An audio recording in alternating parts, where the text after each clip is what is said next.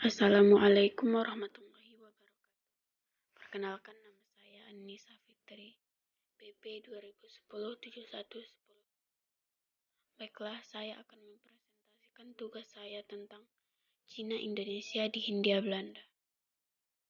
Setelah kemerdekaan Indonesia pada tahun 1945, ribuan orang Tionghoa Indonesia dipulangkan ke Belanda bekas penjajah. Berbeda dengan repatriasi lain dari Indonesia yang mengorganisir dari ke dalam kelompok penekanan dan berjuang untuk mendapatkan tempat dalam budaya memori nasional. Orang Tionghoa Indonesia di Belanda hanya membentuk asosiasi sosial budaya yang ketat dan pada umumnya menjauhi politik identitas. Biasanya perbedaan yang diakibatkan dengan integrasi yang mulus dan keberhasilan sosial ekonomi dari kelompok terakhir, serta nilai-nilai Cina seperti penghindaran konflik. Seorang sosiolog, Jolande Withuis, publik Belanda menjadi sadar bahwa awal tahun 1970-an, banyak orang Yahudi yang selamat dari Holocaust berjuang dengan trauma sejarah. Sebagai hasil dari kesadaran ini, para penyintas ini memenuhi syarat untuk menerima kompensasi finansial dan perawatan psikologis dari dana negara. Mereka menghimbau kepada pemerintah dan masyarakat Belanda untuk mengakui dan mengkompensasi penderitaan historis mereka secara yang sama. Namun ketika mereka mengajukan petisi untuk sumber daya publik yang langka, tidak bersaing tertentu menjadi jelas. Mengenai repatriasi ini sebagai akibat dari kemerdekaan Indonesia tahun 1945, hingga 300.000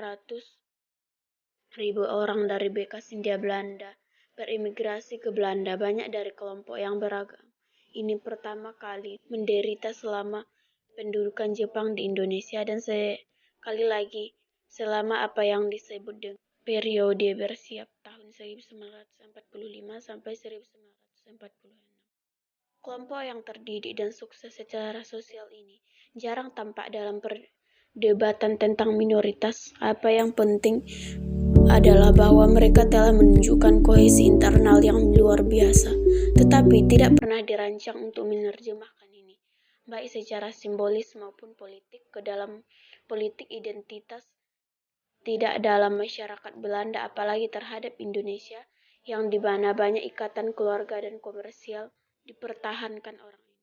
Orang Tionghoa Indonesia yang berimigrasi ke Belanda adalah kelompok yang berpendidikan tinggi, kebanyakan berbahasa Belanda, relatif kaya, yang mempunyai integrasi mereka ke dalam masyarakat Belanda sangat berhasil. Sampai pada tahun 1908, orang Tionghoa Indonesia sedikit banyak dilarang mengenyam pendidikan negara oleh pemerintah kolonial Belanda. Namun, dalam beberapa kasus, sebagian besar anak-anak orang kaya yang secara umum disamakan dengan orang Eropa adalah orang Tionghoa Indonesia yang dapat mendaftar di sekolah negeri. Beberapa pilihan lain tersedia. Orang Tionghoa Indonesia yang kaya dapat mendaftarkan diri ke sekolah swasta Belanda atau menyekolahkan anak-anak mereka di sekolah Belanda, atau menyekolahkan anak-anak mereka ke sekolah misionaris.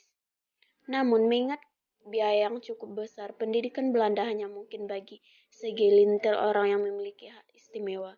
Selain itu, beberapa orang tua Tionghoa Indonesia lebih suka menyekolahkan anak-anak mereka ke sekolah Tionghoa, pilihan yang sebagian didorong oleh lonjakan imigrasi dari Tiongkok sejak tahun 1860-an dan seterusnya. Orang Tionghoa menempuh pendidikan tinggi di Belanda. Sebagai gambaran, ada sekitar 1,2 juta orang Tionghoa Indonesia pada tahun 1930. Pada tahun 1911, para mahasiswa ini mendirikan perkumpulan mahasiswa mereka sendiri di Belanda yang disebut dengan Tsinghua Hui atau CCH, yang arsipnya telah dianalisis oleh sejarawan Belanda Kees van Galen. Karena sampai tahun 1945, kebanyakan orang Tionghoa Indonesia yang tinggal di Belanda adalah pelajar sementara. dan mereka sebagian besar dari komunitas anggota CCH. Proses asosiasi menunjukkan bahwa isu-isu yang diisukan oleh para mahasiswa ini, diskriminasi dan munculnya nasionalisme Indonesia dan Cina, memaksa mereka untuk merenungkan identitas mereka, serta masa depan mereka di Hindia Belanda, dan secara hipotetis di Indonesia yang merdeka. Pemulihan, penyesalan, dan pengungsian. Setelah Belanda menyerahkan kedaulatan kepada Republik Indonesia Serikat pada 27 Desember 1949, banyak orang Tionghoa Indonesia yang dapat memilih antara berkebangsaan Belanda, Indonesia, dan Tionghoa.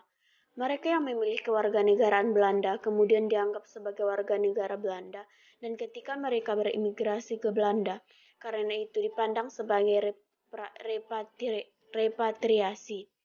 Menurut Van Galen dan Lee Minghuan, komunitas Tionghoa Indonesia di Belanda berkembang menjadi 1.400 orang antara tahun 1948 dan 1957. Selain persaingan sosial ekonomi yang dihasilkan, orang Tionghoa Indonesia dikaitkan dengan kolonialisme Belanda yang dibenci, disalahkan karena tampaknya menolak untuk berasimilasi, dan akhirnya dicurigai menyembunyikan kesetiaan orang asing. Karena pertengkaran geopolitik pasca kemerdekaan dengan Cina, antara lain alasan atas pengaruhnya terhadap minoritas Tionghoa Indonesia yang semuanya menyebabkan perasaan permusuhan antara kedua populasi. Akibatnya, tahun-tahun antara 1945 dan 1964 menampilkan letusan berkala kekerasan dan diskriminasi anti-Cina. Hal ini tentu menjadi alasan bagi sebagian orang Tionghoa Indonesia yang awalnya secara sadar memilih kewarganegaraan Tionghoa Indonesia sebagai orang Indonesia dan berniat membangun masa depan di sana untuk kemudian pindah ke Belanda. Baiklah, sekian dari presentasi saya. Mohon maaf apabila ada kesalahan. Wassalamualaikum warahmatullahi wabarakatuh.